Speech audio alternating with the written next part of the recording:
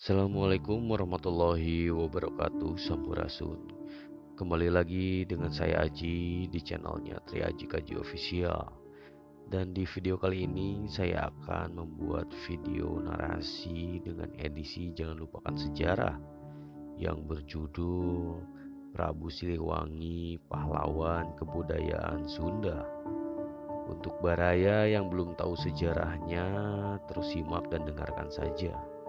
Dalam hitungan ketiga, 1, 2, 3.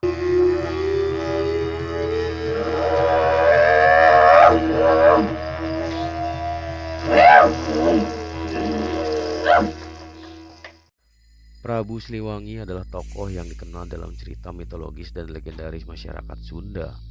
Dipercayai sebagai Raja Pajajaran terbesar, terideal, dan terakhir. Dialah Raja Pajajaran yang dapat dipandang sebagai pahlawan kebudayaan Sunda. Putra raja dari permaisuri, wajahnya tampan, dibesarkan di dalam keraton. Tetapi masa mudanya penuh cobaan dan keprihatinan. Dengan keberanian, kekuatan fisik dan mental, serta kecerdikan yang luar biasa, akhirnya ia tampil sebagai pemimpin yang cendekia, kreatif, kerakyatan, bijaksana, dan karismatik. Karena itu, ia berhasil membawa rakyat dan negaranya mencapai kesejahteraan dan kejayaan. Keunggulan tokoh Prabu Siliwangi dan kerajaan Pajajaran pada masa pemerintahannya dituturkan dalam berbagai cerita pantun, babat, wawacan, dan folklor masyarakat Sunda. Akhir hayat Prabu Siliwangi digambarkan secara misterius, legendaris, dan mitologis.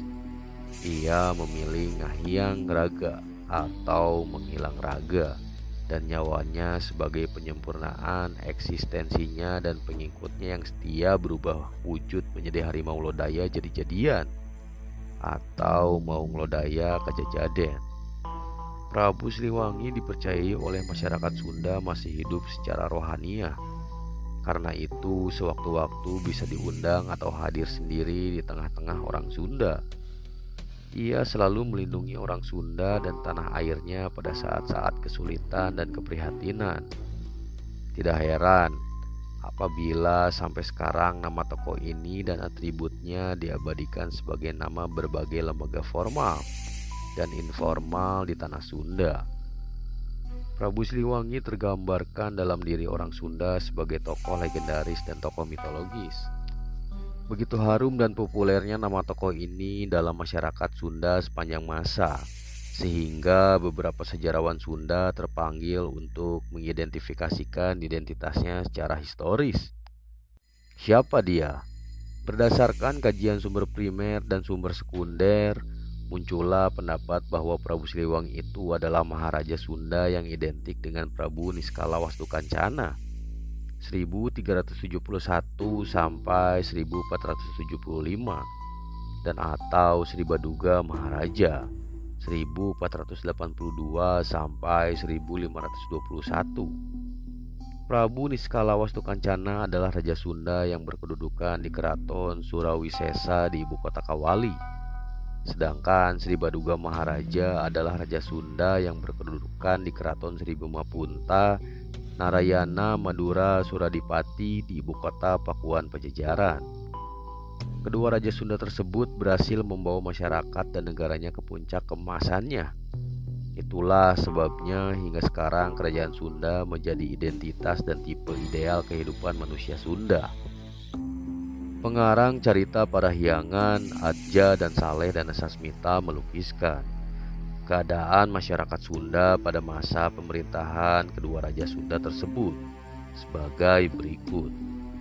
Bahwa Sang Rama enak mangan, Sang Resi enak ngaresianana, ngawakan na Purbatisti Purbajati, Sang Distri enak masini, ngawakan na Manusasana, ngaduman alas pari alas, kubet hamo diuki, kugede hamo diuki, nyamana sang tarahan enak lalayaran, ngawakan manura jasasana, Sang Wiku enak ngadewasasana, ngawakan Sakhyang Watagage, enak ngadeg menura Jusania, yang artinya Sang Rama tentram mengurusi bahan pangan, Sang Resi tentram melaksanakan peraturan kependetaan, menjalankan adat tradisi leluhur, Sang Distri tentram meramu obat-obatan, Raja melaksanakan hukum-hukum kemanusiaan, membagi-bagi hutan dan daerah sekitarnya, tidak digugat baik oleh yang kecil maupun oleh yang besar. Sang Tarahan tentram berlayar sesuai dengan peraturan raja. Sang Wiku tentram menunaikan undang-undang dewa, melaksanakan Sang Hyang Watagage, tentram menjadi manusia raja pertapa. Dalam masa itu, prasasti batu tulis mencatat beberapa karya Sri Baduga Maharaja. Sri Baduga Maharaja, Ratu Haji di Pakuan Pajajaran.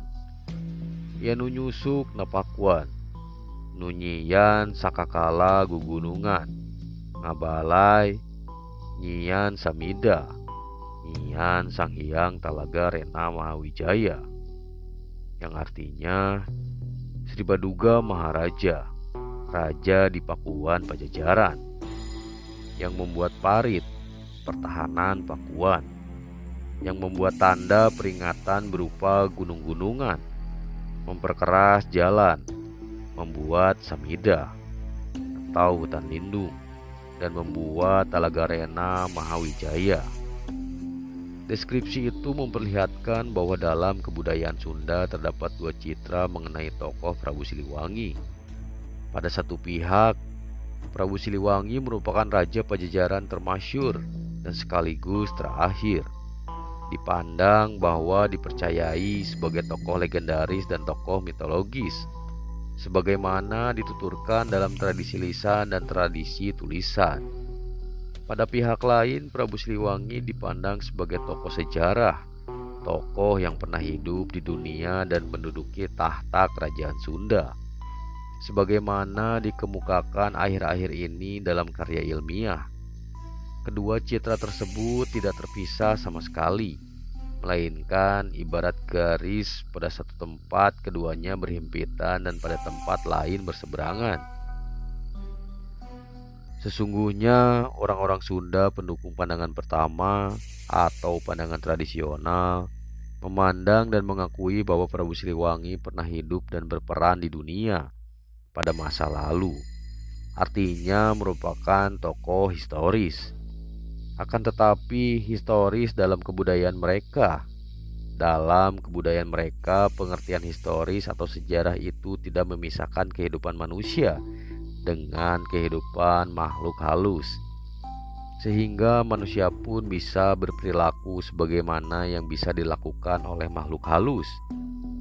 Manusia dapat hidup bersama dengan makhluk halus tanpa mempermasalahkan secara metodologis bahwa hal itu mengandung unsur kontradiksi.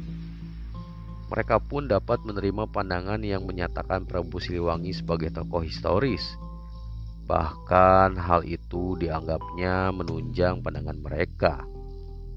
Sebagai cendekiawan Sunda, pendukung pandangan kedua atau pandangan modern memaklumi gagasan dan pandangan kelompok pertama, mengingat norma-norma dan nilai-nilai budayanya. Bahkan dalam batas-batas tertentu, penuturan pendukung kelompok pertama diakui dan dijadikan sumber bagi kajian mereka, sepanjang tidak bertentangan dengan konsep ilmiah dalam dunia sejarah. Kajian mereka berhasil menundukkan masalah pada tempatnya masing-masing. Pandangan bahwa Prabu Siliwangi sebagai tokoh legendaris dan mitologis ditempatkan pada dunia kebudayaan yang bersifat tradisional. Sedangkan pandangan bahwa Prabu Siliwangi sebagai tokoh historis yang dicapai melalui kajian ilmiah ditempatkan pada dunia ilmu pengetahuan yang bersifat modern. Namun tak urung, Ada juga pendukung kelompok kedua yang bersikap dualistis. Otak dan benak mereka memihak isi pada pandangan kedua, tetapi hati dan kepercayaannya cenderung pada pandangan pertama. Perbedaan pandangan mengenai identitas Prabu Siliwangi antara kelompok pertama dan kelompok kedua tersebut tidak menyebabkan timbulnya konflik, melainkan sebaliknya. Sebagai orang Sunda, mereka sama-sama menganggap Prabu Siliwangi sebagai tokoh idola, tokoh ideal orang Sunda, dan akhirnya sebagai pahlawan kebudayaan mereka.